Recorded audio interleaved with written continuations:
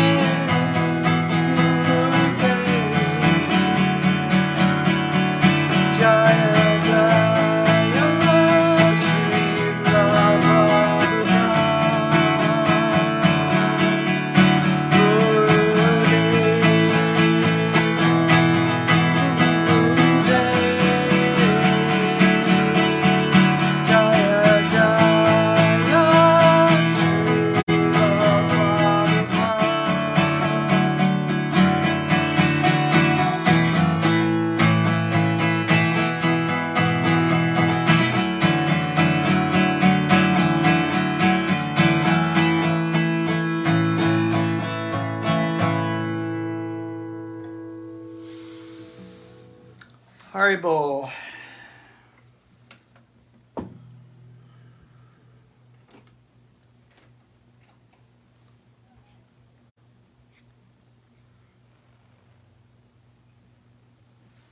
So welcome.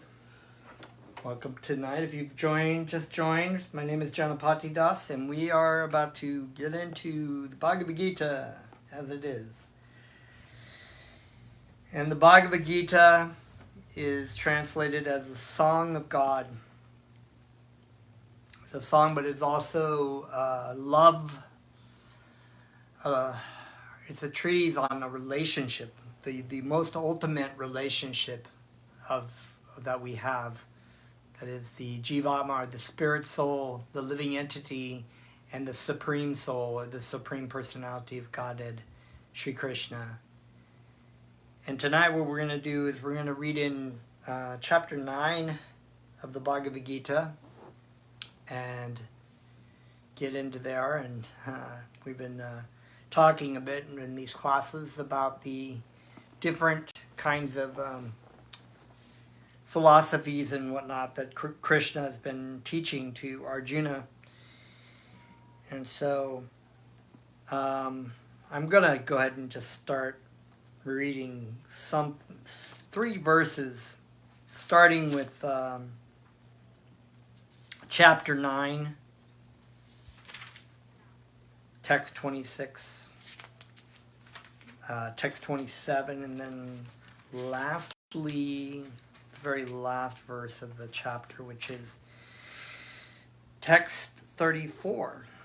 And then we'll, of course, read the purport by His Divine Grace, A.C. Bhaktivedanta. So, just so if you've never actually looked at this book, it's a very wonderful, translated with, it has a Sanskrit and the English transliteration and the English Roman letters, the Roman transliteration and of the Sanskrit, and then the meanings of all the words and a purport by a true lover and devotee of Krishna, who comes in a long line of spiritual masters, all the way back to Sri Krishna. So the Bhaktivedanta Swami Prabhupada was the spiritual master of my spiritual master, Jagadguru Siddhaswarupananda.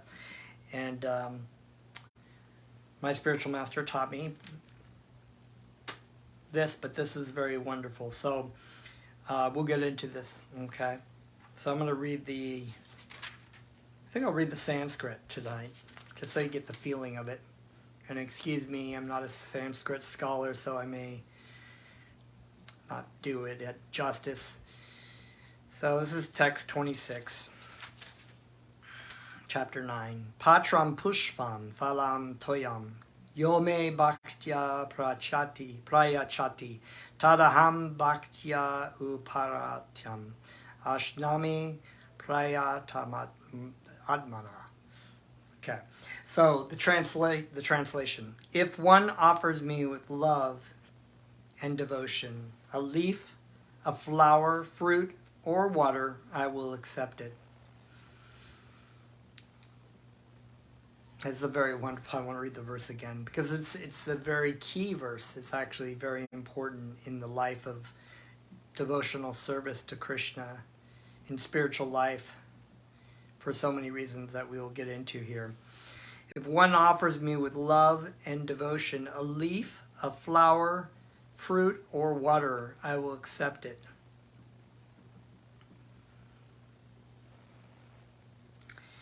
So this is really wonderful because in our attempt to find true happiness, or so-called perceived happiness in this material world away from Krishna, we've come, Krishna addressed this to Arjuna early on,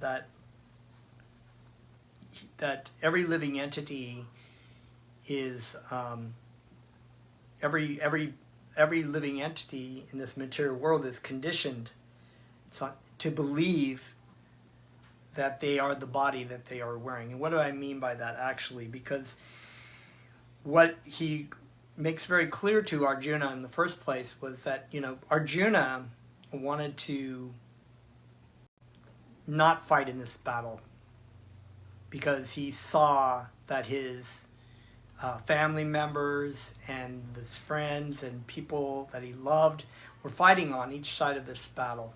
Okay, martial teachers, grandfathers, sons, so many, and not only that, just not only the people that he also knew that there were a lot of people that he cared about that had family relations on this battlefield. I mean, basically millions of people were fighting in this battle, great warriors from all over the world.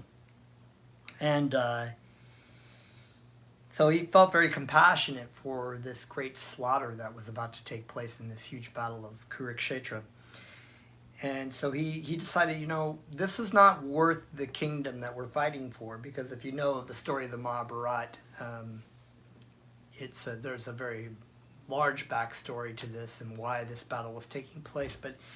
But Krishna made it very clear to Arjuna, starting off very early, that that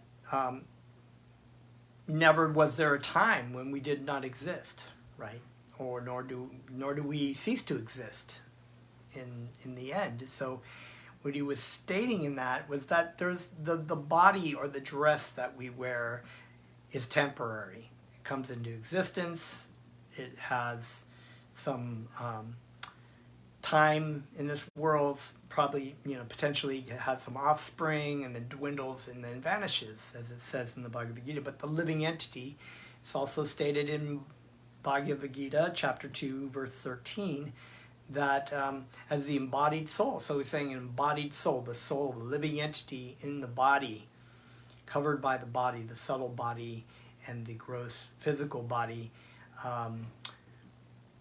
travels through this body, basically, from as the body ages, from boyhood to youth to old age, and then the body falls apart, but the living entity continues on, as it says. It says that this, the self-realized soul, the sober person, the person with real wisdom and knowledge, understands that this body is temporary, but we are not. We are eternal. We are continuing, and our illusion is that we are whatever body we are, just like thinking in the sense that I put on this white shirt and therefore I am this white shirt. Sometimes we come into this world as different living entities, trees or beetles or cats or dogs or horses or humans, for that matter, man or woman. And we think, oh, that's who I am. So we relate to our environment, our material environment, in this facility that we have, but actually we are just the watcher. We are the observer. And so this is a very important part of understanding in the beginning of meditation, in understanding the science of identity.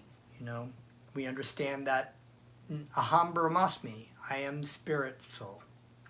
I am not this material body. I'm not this material mind. The chemicals in this body are consistently changing and moving and going, but I am consistent. I am staying. I'm observing within, seated as if in a machine. It's said in the Bhagavad Gita, right? So we understand that actually our essence is spiritual. We are spiritual, and then it becomes. We go to the next step of our understanding in the science of identity. What is our position? If we are spiritual and we are not this body, are we the supreme spirit? The answer is no. We are the dominated, marginal energy. We have a position, right? We are dominated by the supreme spirit, or God, right? We are dominated. We're dominated by so many things, actually. Even the living entity itself.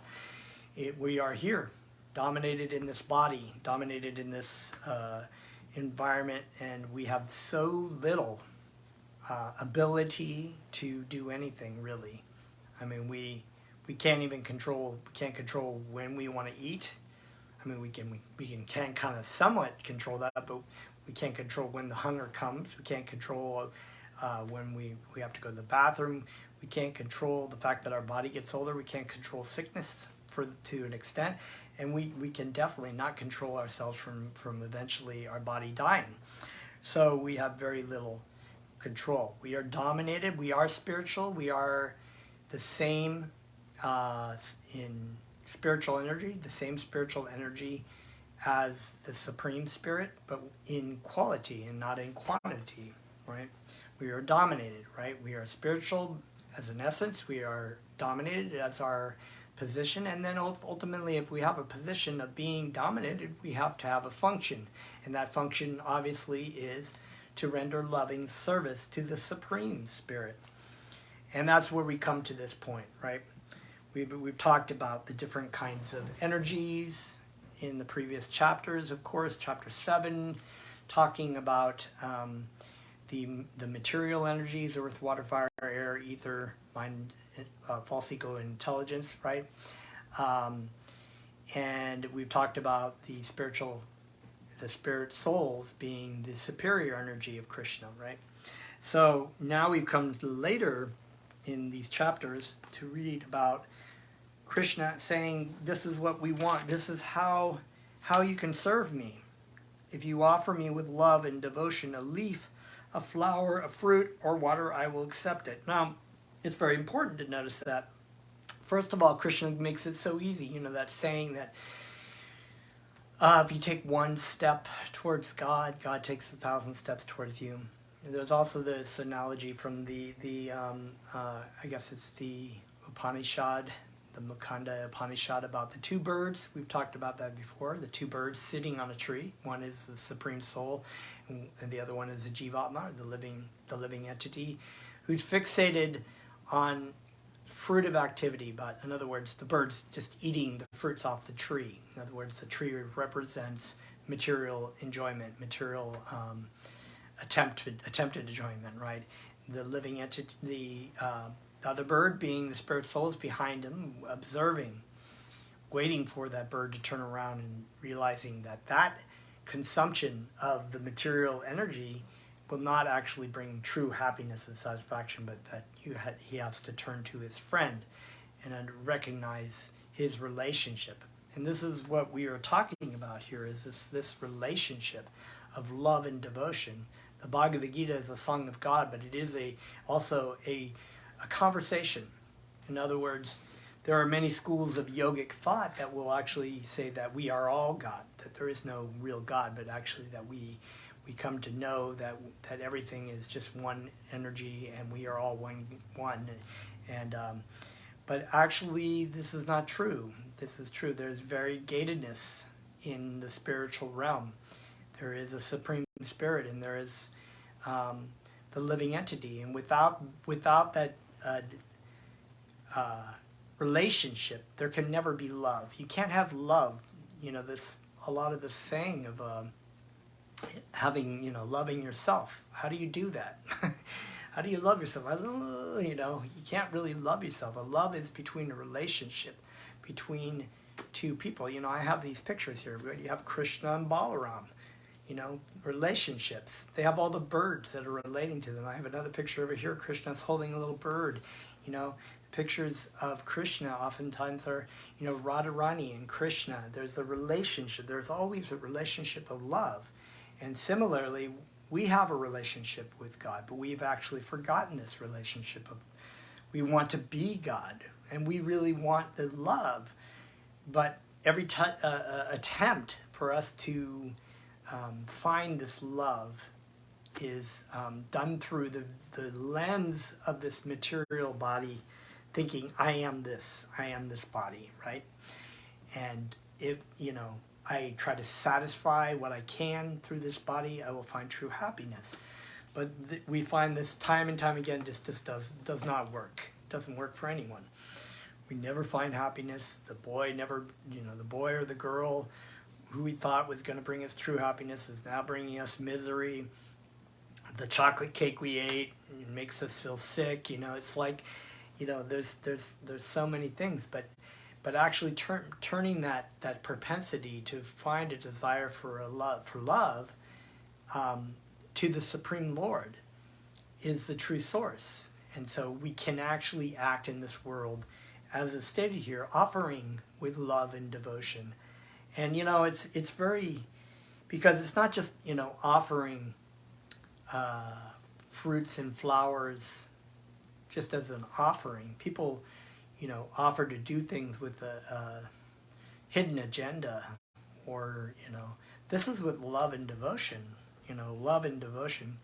Krishna makes a point in this verse to lay out the fact that there's it's not very hard, just taking one little step, a little fruit, a little love, a little bit of love, a little bit of love, that he will accept it. He will take that. He appreciates that. It's kind of like the mother whose child makes a mud pie for the mother. And I made you a cake, Mom. And she was, the mother is so happy. Of course, not because she thinks, oh, the mud cake is going to taste good, but she knows that that child made that with love for him. So she feels that love. So similarly, Krishna doesn't really need leaves and flowers because, as stated in the Sri Upanishad, everything animate and inanimate in this material world is owned and controlled already. It's already owned and controlled by the Supreme Lord. And we have to understand our allotted amount. We're given an allotted amount. It's not even really ours, actually, Even our body is not really ours. We can't just say, I'm going to take this with me forever. It's like eventually it'll crap out on us, excuse my language, but that's basically what will happen, right? Sooner or later. The things that people have, they feel so proud of them. Their money, their wealth, their I don't know, TikTok followers, their whatever they think, oh, these are mine. And then I as a musician, it's pretty funny because I know this about the people that are really on top of the music scene, right? They have that, but in 20 years, their single is in the bargain bin, in the record bin, and nobody knows who they are. They're like 60 or 70 trying to play Reno shows, and to also old people, the only old people that remember them, but nobody else really remembers them. They're like, who? Do you remember? Yeah, there was this great singer. Oh, yeah, right? So all those things that people think that they own, that make them so attractive, are just temporarily in their control. Those dictators, and who are very powerful, and they make statues of themselves. I think I was watching a show about Turkestan or something, and one of the dictators in the communist regime, when it was communist, had these solid gold statues made of them. And then it was like the guy died or he got kicked out or something, and the birds were pooping on the statue. And then the next guy came in and took that statue out and put a statue of himself. It's like, so they're always like thinking, oh, wow, that will be forever. I'm a god. Look at me. It's like, woo, what are they there for 20 years or so? And then it's all gone. But Krishna here says that he wants this loving relationship. He wants you to remember, and so he states this, that it's very simple that we can offer these things, even though they're seemingly insignificant, if they're offered with love and devotion. And I was looking up these kind of root words of. I like to look up the old, like the Latin and the Sanskrit and the old French of words. And devotion is very interesting because I start digging into these words. And devotion, one of the words was a vow. From a vow. And in the Vedic times, when a kshatriya or a warrior made a vow, it was very serious. Like we make promises, New Year's resolutions these days in modern Kali Yuga, and we're like, oh yeah, I'll lose weight, and the next day we're eating cake. It's like we don't really take it very seriously to make a vow. But back then it was like a very significant. If somebody made a vow, and we have a lot of stories in the Vedas about people who've made vows, Rukmi making a vow, Bhishma made a vow. You know, people make vows, and they keep these vows, whether they're to never return to a place that they love or never to marry, and it's very, very serious to break that vow. But, you know, so this idea of devotion is, one word is a vow. You know, it's this relationship. We make a promise to someone we love, right? That I want to know you. I want to be friends with you. You know, I want you to be my friend. And Krishna is already our greatest friend, but we've just forgotten it. We just think we're the greatest thing since Swiss cheese or whatever. But, you know, Krishna's our dearest friend. And he also, he's there, the bird behind you, waiting for you to have that loving relationship, which is normal. The other thing about devotion is, another word was prayer, you know, prayer, which I thought was really a wonderful thing. And prayer also requires, you don't pray to thin air. You pray to somebody. You inquire with someone. So when we pray to God, we're having a conversation. So this is all wrapped up in this word of devotion, this idea of a relationship. And true relationships always involve love. It doesn't have to be like, you know, if you look at like any relationship, it's really about love at the bottom line.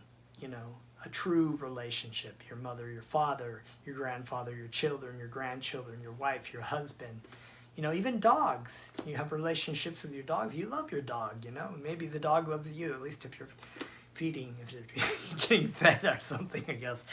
But, so that's very nice. So Krishna says, you know, if one offers me with love and devotion, these little things. But he also states in the next verse, which I want to read here, O son of Kunti, all that you do, all that you eat, all that you offer, and give away, as well as all austerities that you may perform, should be done as an offering unto me. So he's making this point that, you know, in the beginning, he understands when we're conditioned in this material world and we come into a situation where we are learning about our true relationship. You know, maybe we start chanting and we feel some attraction to this, but we have a lot of like other things that we're doing, you know, that we don't really want to get rid of. And the process is the process, you know. Krishna's saying it doesn't take much. Just do a little bit. Have a little bit of faith, a little bit of sincerity. When you approach a doctor and the doctor says, you know, you're sick and you need to take this medicine, you're like, I don't know. You should take this medicine.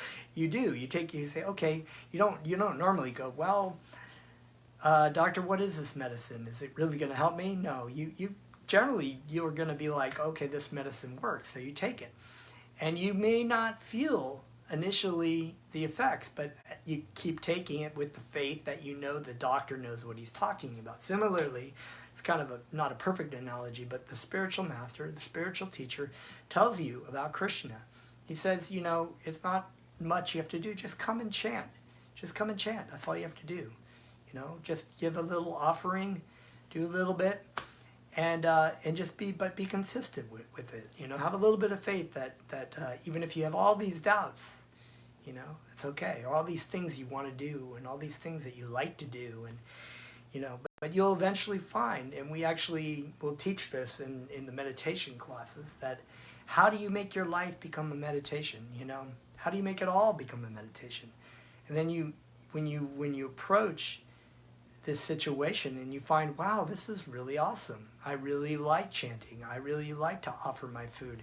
I really like to do my japa meditation. I like to, you know, try to maybe cut out these things. Okay, all right, I won't eat meat, you know, or I'll just cut out drinking, you know, and then you find like you want to do more and more. It becomes more and more attractive. And then you find, just like he says here, that everything that you do, you can offer as, you know. And I think about that every day, you know. It's like I put a picture of Krishna on my, above my sink, Radha Krishna, and I offer my service of washing dishes every night because I hate washing dishes. I really do. So it's like, oh my God, there they are. I want to go to bed. But then I think, okay, no, I will offer all that. Even the frustration of not really wanting to do it. Take that from me, Krishna. I offer this as a service to you, to wash these dishes so that our kitchen looks clean. So that that I'm doing that for you because I'm offering food in here in this kitchen to you. Or, I go to work every day. It's not, me doing things, teaching people about Krishna, but it is a job, and I offer it to, you can offer that. So that your life actually becomes that. You go to work, you do work, you may be doing something completely different. You may be a fireman or a policeman, or you're a politician, or whatever you might be. But you do that with the consciousness that I'm doing this for Krishna. I'm also taking that money and I'm using it in the service of Krishna in ways of either teaching people about Krishna or offering my food, making food and buying food for Krishna. And, he makes it very clear in the beginning that there's a point here. I'm going to read a little bit of Bhaktivedanta's purport, what he talks about. He says, here Lord Krishna, having established that he is the only enjoyer, that's important.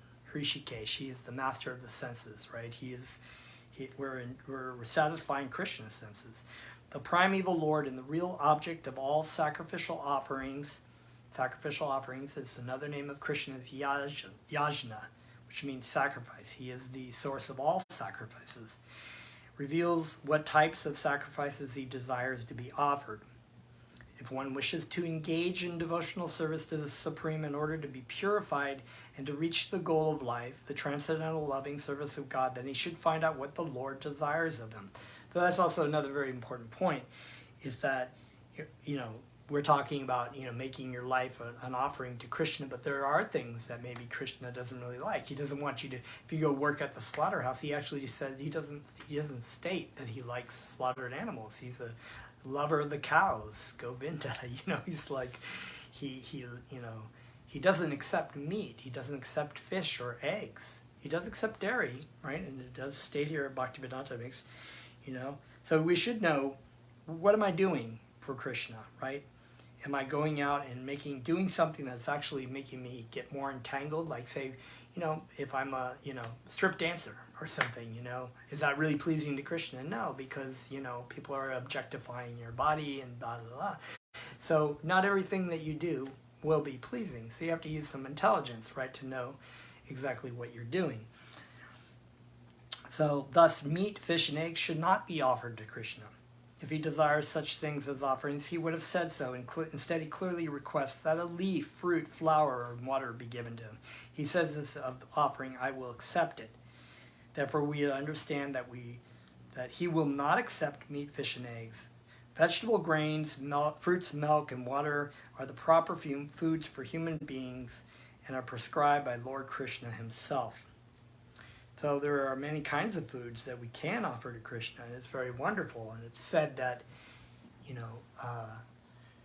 my spiritual master said, it's kind of like material energy that, is when it's offered properly to Krishna, back to Krishna, and we already said that it belonged to Krishna already, but Krishna wants the love and devotion of the offering. It's like sticking an iron into the fire. The iron suddenly takes on the propensities and the tendencies of fire when it's in the fire. So similarly, if we have these material energy and we're offering it to Krishna, it takes on the same qualities of Krishna, of spiritual energy. So therefore it is called prasad, or prasadam, or Lord's mercy. So then we can offer this food, we can offer it to others, we can eat it ourselves, enjoy it, because it's already been eaten by Krishna. And Krishna, of course, it states later here, Krishna is absolute. He's absolute, so that his senses can do, he can eat by looking at the food. He can eat it with his ear. He can eat it with his eyes. He can do whatever we can only use certain facilities with our material body, but he's absolute, so he can receive that offering. And really what he takes, what he cherishes is the love and devotion that we offer to him. So, read a little bit of this purport. Thus, it is a duty of everyone to mold his life in such a way that he will not forget Krishna in any circumstances. That's why we call this Krishna consciousness. We're basically engaging in remembering, in serving, and loving Krishna. That is our natural function as a spirit soul. And as a conditioned soul, it's our natural to serve ourselves and to love ourselves and to think we're the greatest thing and try to find happiness through our bodies and our senses in many, many different ways and perversions. And it just brings us further and further into the mode of ignorance and misery. Everyone has to work for maintenance of his body and soul together, and Krishna recommends herein that one should work for him. So Krishna was making this point to Arjuna too. He was like saying, just do this as an offering to me. Arjuna wanted to just go off and be a yogi and, just escape all these attachments of the material kingdom. But it was Krishna's will that he actually be, that they be the administrators of these kingdoms, and that you do it as an offering to me. And if you're going to fight in this battle, you do it as an offering to me, without regards to whether it's going to turn out well or if it's going to turn out bad. But we just do that. The offering of love and devotion is just the key, not whether it goes well or goes not well, or we really have very little control over things like that. But he was saying, just fight for me, really fight and kill people for me, because these living entities on the field are all spirit souls, and they are all actually in this service, in my service of fighting in this battle. So it's all good. So any civilized man has to perform some religious, ritualistic ceremonies. Therefore Krishna recommends, do it for me, and this is called archana. Everyone has a tendency to give something in charity. Krishna says, give it to me. And this means that all surplus money accumulated should be utilized in furthering the Krishna consciousness movement. Nowadays, people are very much inclined to the meditational process, which is not practical in this age. But if anyone practices meditating on Krishna 24 hours by chanting the Hare Krishna mantra around on his beats, he is surely the great yogi, as substantiated by the 6th chapter of the Bhagavad Gita. So, just a quick summary, and because we're running out of time, just the last verse of this chapter. I can find it. Oops, I jumped into chapter 10. Let's see. Where are we? Oh, yes, okay. So the last verse of this chapter 9. Engage your mind always in thinking of me. Offer obeisances and worship me. Being completely absorbed in me, surely you will come to me. So this idea of not just offering only just a fruit and a flower, but offering your whole life, offering your mind, offering yourself, offering your service, engaging yourself completely, absorbing yourself in the service of Krishna. And this is what Krishna consciousness is. And this is the conclusion that Krishna is making. Just surrender unto me. Let's surrender to that relationship. It's not a bad surrender. I remember used to thinking I don't want to, I used to think kind of well, I don't want to surrender to anyone. I don't want anyone to be in control of me. I don't want to surrender to anyone, but as if it were something that you were giving up. But actually, it's not. It's kind of like putting yourself in a dangerous situation. And Krishna's saying, you're in a what are those oases in a desert, and you're like, "Ooh, look at that beautiful sand out there. It looks like something that's a mirage. It's a mirage. Look at that. That looks like something very pretty out there. I'm going to go up that." And you go off, And Krishna's like, no, the oasis, stay in the oasis, but we went off and we were wandering in the desert and we're like, oh, this is damn sand, it's so dry, and life is so rough. And the spiritual master or Krishna just comes and says, the oasis was back over here. And you're like, oh, but the sand, and you're complaining, but you just go this way. Chant these names, it's very simple. So Krishna says here, and I'll just read it really quickly, and I think there